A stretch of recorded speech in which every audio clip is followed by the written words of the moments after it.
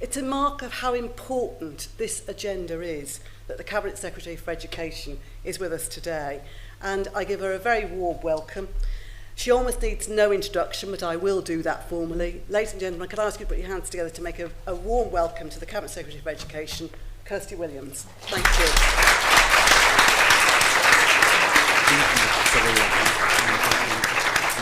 Thank you, Julie. Bore da pawb. Diolch yn fawr am y gwahoddiad y bore yma. Good morning, everybody, and thank you so much for the opportunity, invitation to join you here this morning.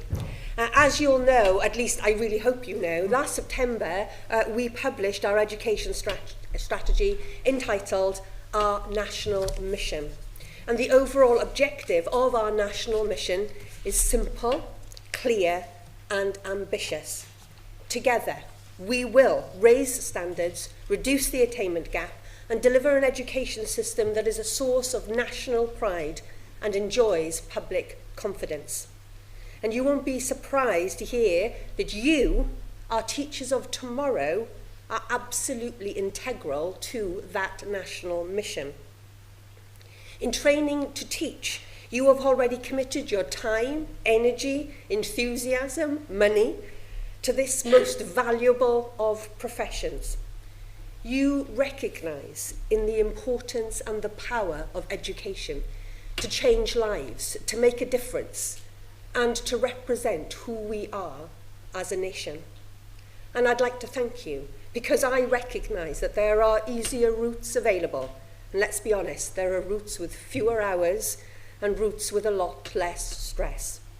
But as far as I'm concerned, teaching is the most important and rewarding job in the world, and I really mean that. Day in, day out, you are shaping lives, making a difference, and giving the young people an opportunity to be the very best that they can be, no matter who they are or where they come from. Now, I don't know if any of you are familiar with the work of the Great Ormond Street Hospital in London. Whenever I have passed by that hospital, its motto never ceases to stop me in my tracks.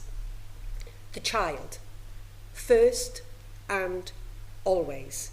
And it's that clarity of vision that stays with me as I do this job. So to deliver on our promises, to deliver on the national mission, we in this room and in classrooms across the country have a unique opportunity to shape the very essence of our education system. And I'm sure you'll all agree, that is an immense privilege. And it's an opportunity that we must all take.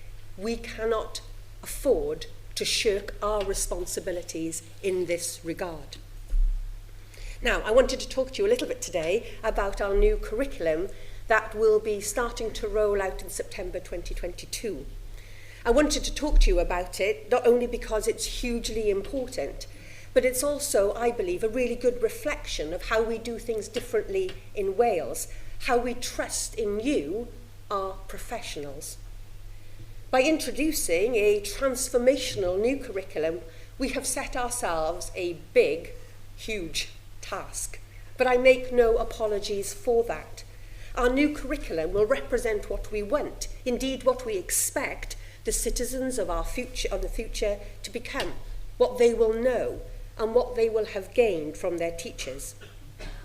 But the process of working together to shape that curriculum also represents what we want from the system, a profession that collaborates, that is open to new ideas, and that is always learning and raising standards for all pupils. Now, I've been incredibly fortunate over the last 18 months to meet educationalists from across the world. They all know that the way in which we're undertaking our reforms, the Welsh way, is founded on the principles of collaboration, creativity, and confidence. And they are watching on with great interest, and they're very keen to learn from our approach. In shaping the curriculum together, we, all of us, have invested in a shared national mission to inspire healthy, enterprising, confident young people, equipped with the knowledge and the skills that they need now, and they will definitely need in the future. Now, of course, what we teach our children is hugely important, But our education system can only be as good as the teachers that work within it. Providing good quality training is therefore a priority for me and the government. Initial teacher training is incredibly important, but it doesn't end there. That, I'm afraid to tell you, is just the beginning. I'm sure it won't have escaped your attention, but there are quite a number of reforms underway in the Welsh education system.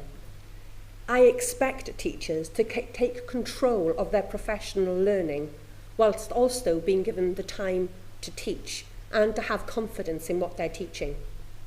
As teachers, we will support you through our new professional standards for teaching, promoting ambition, aspiration and ownership, and raising the standards for the profession as a whole. Now, I need to be clear here. I do not mean that I think the standard of teaching in Wales is subpar. Far from it. I know full well, and I have seen it, the excellence we already have within our education system. Instead, these new standards will establish a high-status teaching profession by providing a framework to support the development of leadership capacity at all levels. And this is an opportunity I hope all of you will welcome. All good educators know that they will teach better lessons tomorrow than today, as they themselves are learning all of the time. Teachers are lifelong students, learning from one another, continuously improving and studying best practice, whether that's in the next classroom, in the next county, the next country, or indeed the next continent. So, to conclude, it is you, all of you, as individuals, as a collective, as future leaders that are changing the course of our education story here in Wales, turning the corner towards a bright, confident future, working together to ensure that a child's background doesn't determine their future, together to raise standards in all of our schools, and together so that Wales can become a world leader in education. Again, I thank you very much for being here today, and I hope we can continue forward in this way and build on very strong foundations. Thank you. Diolch yn fawr iawn.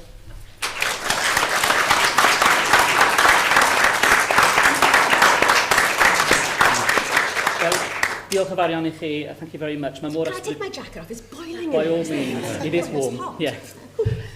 Mae mor ysbrydoledig clywed am eich gweledigaeth ar gyfer y sector yn ogystal â'n cenhadaeth ni fel profession. It's wonderful and very inspirational to hear your vision, our vision and our mission for education in Wales today. I can't do it on my own. No.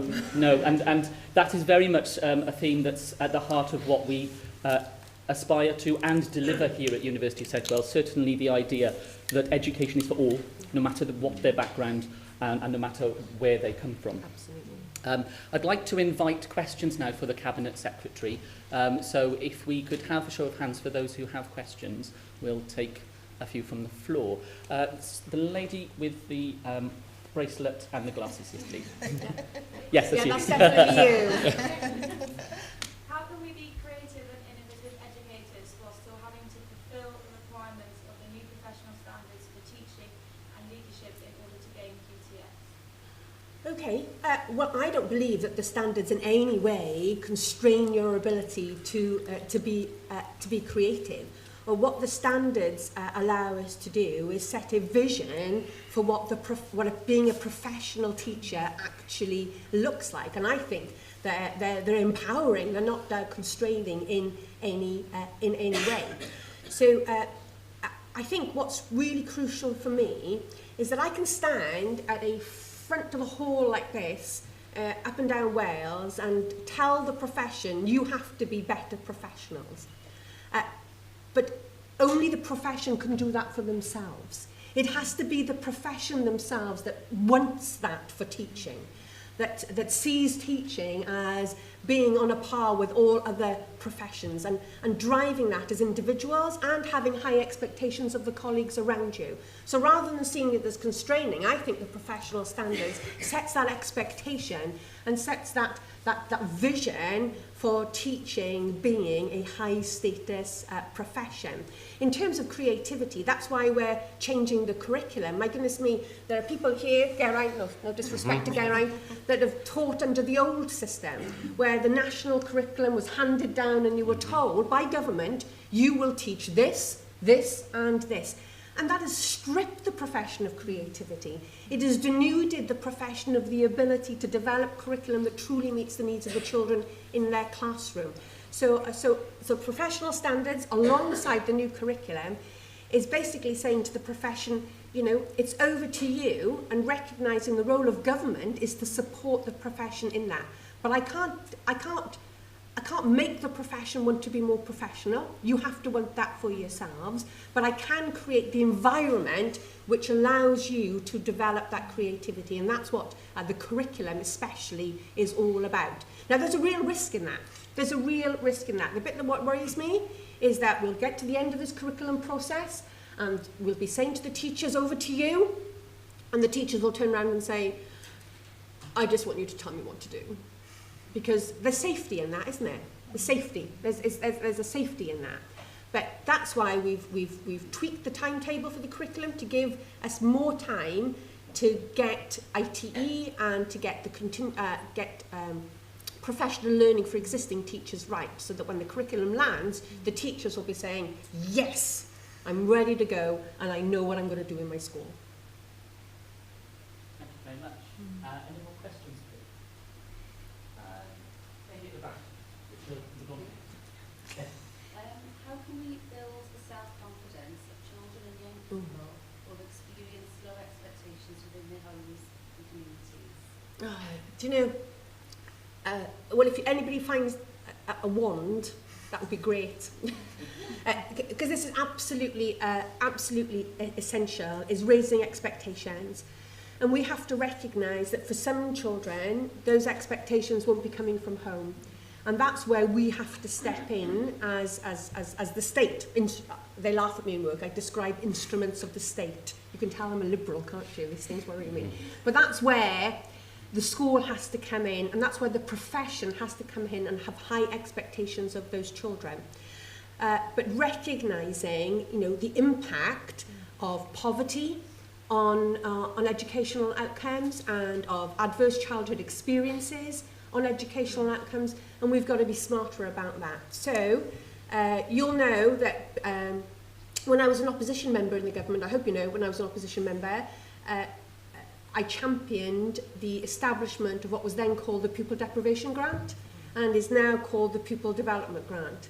And since that was created, that has seen an extra £400 million spent on Welsh schools, which wouldn't have been spent otherwise. And that, of course, is there targeted at helping those children from a poorer background to get the additional support they need. And I've seen some fantastic practice in school about how those resources are spent, where the school is really, really, really finding creative ways to level the playing field for those children. And it's working. And it's absolutely working, especially in the primary sector. We see fantastic results in the primary sector where children on free school meals are catching up with their peers. In some cases, they're doing better than their peers. The real challenge, I think, in education is how we maintain that for them when they go into secondary school. Because if we look at the figures, we're still not doing as well as we should be doing at GCSE level for those children. So something happens in year 7, 8 and 9 to those children, because primary schools are doing really well in closing that gap. So we've got to really look, and I think cluster working between primaries and secondaries is really, really important in getting those relationships right. But we also have to recognise the issue of well-being and the impact of well-being on children. We can have fantastic 21st century schools, we can have really great teachers, but unless we address well-being, that child isn't going to be in a position to take advantage of what's in front of them. And that's why we're doing a lot of work across government on adverse childhood experiences. We're funding an ACES hub so that teachers have resources to go to better understand. And of course, in National Mission, one of our key enabling objectives was the inclusion of well-being.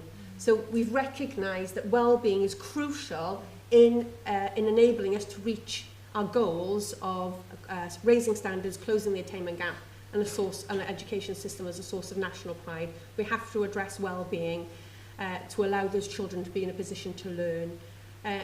You know, it's really challenging how we put strategies in place in schools, but also recognising schools can't do it on their own. Gosh, I'm asking that heck of a lot of teachers, and then to tell them on top of all of that, they've got to be experts and in all of this. So that's why we've got to get better working between mental health services, social services, wider health services. I speak to too many head teachers who spend their time chasing CAMS appointments, chasing social services, going to meetings about children, and then other professionals haven't turned up. So we've got to really work hard across government to put support services around schools to be able to address the child as a whole, not just the educational aspect of the child, but the child as an entire human being. Thank you. Any more questions, please? How will the new curriculum support to prepare children and young people for jobs that are yet to be created? Oh gosh, yeah, I know. Did you see the report this week about how Cardiff and Newport especially, and Swansea, potentially with automation and robotics?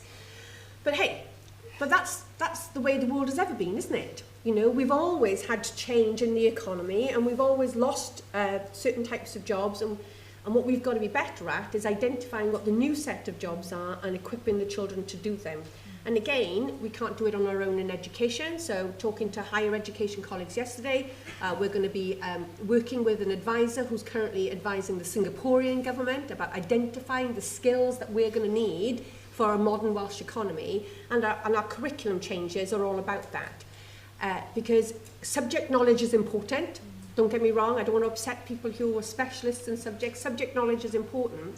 But clearly, interpersonal skills, creativity, resilience, how you pick yourself up and you carry on when things have not worked quite out how you thought, those are the kinds of skills that we're going to need our children to have in a new modern economy. So subject knowledge is really important, but we need to have a curriculum that develops all of those other skills alongside so that we can compete. And people will be able to move to different jobs because they'll have a set of transferable skills that will allow them to do a whole variety of things over the course of their lifetime. And crucial to that, of course, is digital competence, which is why we've got the DCF out there already, because we need people to be literate, we need people to be numerate, but we also need people to be digitally competent as well. So yeah, that's why we've got to change the curriculum. You know, believe me, my job would be so much easier if we weren't doing the curriculum. It'd be one less thing to worry about. But we will be doing our young people a disservice if we don't change it, because we will not be giving them what they need to be able to compete. And if you listen to children now in the current system, you know, in some areas we're not giving them what they need. I got children in the system. So I got a 16-year-old, I got a 13-year-old, and I got an 11-year-old. And my 13-year-old, she's my harshest critic. Harshest. She comes home from school and she says, "Mum, what are you going to do about PSE lessons?" I said, "What's the matter with PSE lessons?" And she says, "We've done bullying again." And she says, "I've done bullying, I don't know how many times in PSE lessons. I get it. I'm not supposed to bully people."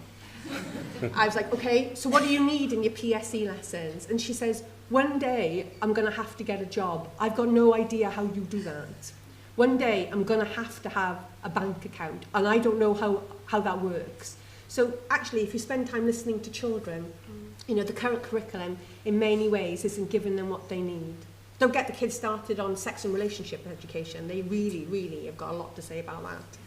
So, you know, so that's why we've got to change, you know, and it would be easier not to change, but we've got to, because we're not giving them what they need.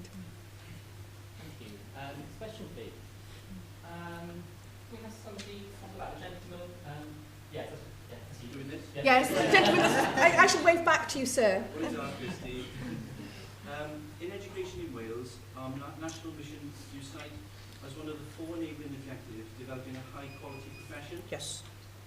How will you ensure that we recruit excellent student teachers in Wales and do not lose our best talent, dare I say it, to England? Well, as I said in my opening comments, the education system in Wales can only be as good as the people who are working in our schools, who are at the front of our classrooms. That is the key to, that is the key, is a fantastic, highly trained, motivated profession. And I think there's no one answer to that. I think the way we will get our brightest students to want to be teachers, because there's lots of other easier things for them to do, and crucially stay being teachers, because I think that's one of the challenges that we've got, is that when people do qualify and they do a few years of it and they say, oh my goodness me, this is too hard, or this is not what I wanted it to be, there's a number of things that we need to do, and that's about how we value the profession. Because I don't think anybody ever went into teaching thinking they were going to make a lot of money out of it. They're motivated by other things that make them want to go into the classroom. So it's not all about pay, but we do need to pay people fairly. We need conditions that are fair. We need to make the job possible. So, you know, giving teachers the time to teach, allowing them to be the professionals they want to be, supporting them and having high expectations. So I'm particularly interested in developing teachers' capacity as researchers. So I'm doing this, and I'm doing this for a reason, because I know that this works, and I can demonstrate that because I've really... So again, you know, building that kind of... And building a career structure and supporting a career structure that allows people to progress with the relevant support and the skills so they can be successful. So that's why, for instance, we're setting up our Leadership Academy. I think it's something in Wales that we've really been missing.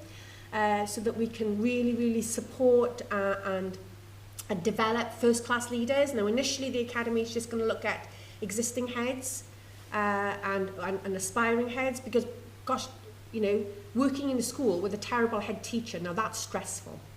You know, working in a school that's poorly managed by the head, more and more, that's a challenge. That'll drive you out of the system. So making sure our head teachers are really, you know, good and are doing a good job.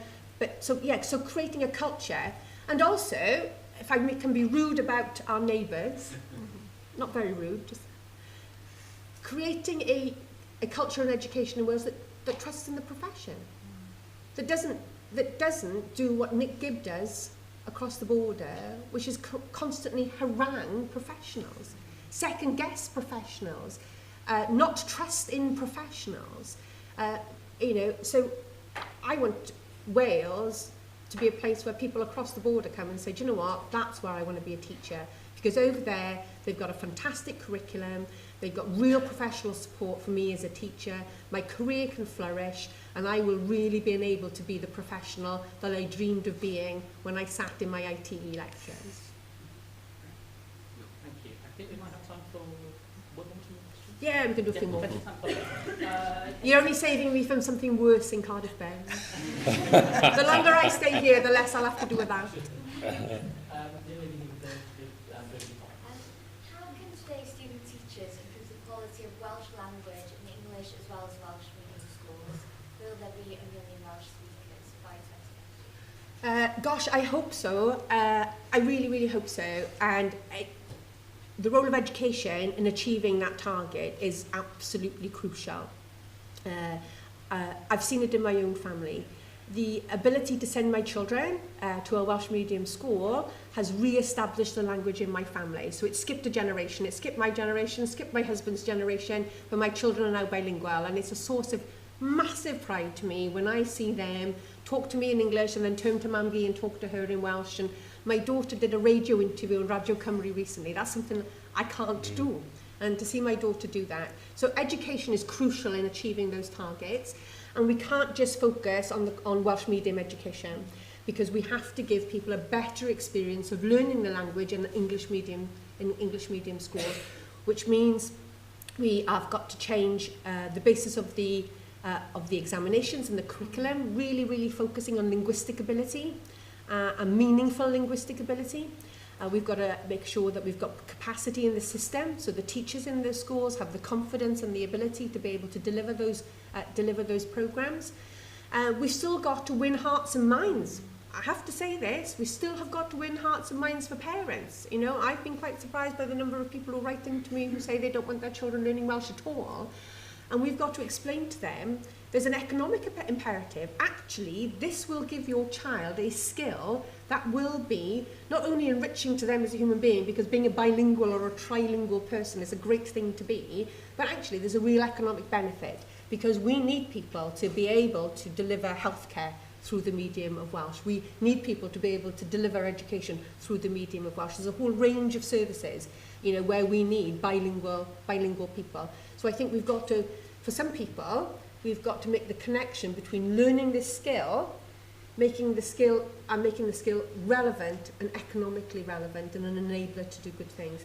But training up the workforce in English medium schools and getting support for that is crucial. So I was recently at an English medium school up in Merthyr, and they're working very closely with their colleagues in the Welsh medium school to support each other to make sure that the provision in the English medium school is better. So we've got to break down these silos, because sometimes there's been a bit of silo, hasn't it? Welsh medium schools only speak to other Welsh medium schools. We've got to break that down, and we've got to share those expertise and that passion.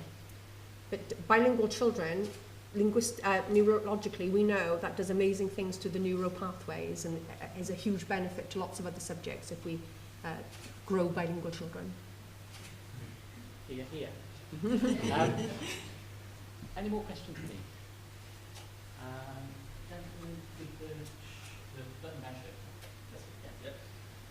How do you intend to increase the representation of men in education? Oh, interesting. Well, it's interesting, isn't it? Because I think there are sectoral issues here around primary, secondary. How do we do that? That's a really good question. I think we need to create a teaching workforce that is representative of the nation as a whole. And whilst I have some concerns about men in the primary sector, which can be really important for male role models for boys, can be really important, we also need greater cultural diversity. You know, I'm very concerned about the lack of representation of black and minority ethnic teachers in our schools, which I think is a challenge. So I think we've got to do better in looking at increasing diversity across the piece, actually, to make the education profession reflective of the classrooms that people have in front of them. I also think a flip side of that is having really, really good female role models in certain subjects as well. So, you know, how do we increase male diversity in the primary sector, but then how do we increase female diversity in STEM subjects to give young girls really positive experiences of, yes, science is for girls. So I think there's a whole box of challenges there. Why did you, I'm going to throw it back to you, why do you want to be a teacher? Why are you here? Not here this morning, because you've been told to be here this morning. I'm under no illusions you've been told to be here this morning. But why do you want to be a teacher? And what kind of teacher are you going to be? Over the summer of 2016, I went to India with a charity called Safara, led by Kirsty. And while I was over there, I was able to experience education stripped back to quite literally. In Wales, we have some areas that are somewhat quite, honestly, over in India, up in the Himalayas, we had schools that were right opposite slums. And whenever I came back, I just wanted to get involved in education and actually learn something from it, and then potentially be able to go back over again much more skilled, and actually have the skills to be able to lead class over there for potential years. Good luck. Will you come back? Do a little bit in India and then come back. Yeah, come back. Anybody else wants to tell me why they're here? I'd be really pleased to hear. Why are you here? Because I'm a STEM teacher. I teach design technology, textile specialists specifically. One, I want to teach people that children especially, that textiles is not just sewing. It's science, man. Yeah. It's about material everything. science. It's about sustainability and ESDGC and all that fun stuff, buzzwords. But also because I'm sick of seeing girls being scared of saws, like big saws, things like that. You know, you can do it. We've all got the same gear, you know, hands and arms and all that. And from my first school experience, I found that, and it just sort of cemented it in me. But that's what I want to do. Also, I'm from England, and I came here to steal the beautiful resources of Wales and go back to England. No! But being here, Yes. and seeing what my colleagues over the border are going Yes. through, and hearing on the news about the new reforms and the Yeah. reshuffle and all this rubbish Yeah. that's going on, Yeah, and my yeah. friends who are suffering and not getting any support in Bristol and the wider sort of community. Exactly. I think Be I here. might stay here. Very good. Because it's a bit scary. Yeah, I'm definitely not scary. Hey, last one. This has given me hope. To hear from you guys has given me hope. Yes. I'm a disabled student and I want to show everyone, like you were saying, that we need to represent pride and diversity. Yeah. And I want to show that even though I'm disabled, I can be as good a teacher as anyone else. And that if, you know, students are disabled in my class, that they A role can go model. on to be teachers too. Brilliant. You guys have given me hope. It's fantastic. Thank you so much. I really appreciate everybody's hard work. Thank you. Can't do it on my own. Absolutely relying on you guys to do it and transform those lives. It's a cliche because it's true. I am only in this job because of my history teacher. If it wasn't for my history teacher, I would not be doing this job today. And you know, and you have the power to do that. And what are the jobs? What are the jobs, you know, in like 30, 40 years' time, will there be people still talking about you? If you're sitting in an office being an accountant, nobody talking about you. You know? But there will be people after you have left this earth that will be talking about you because you will have done something very special for those individual children. And there are not many jobs in this world where people will talk about you after you've gone. And that is power, and that is amazing. Thank you.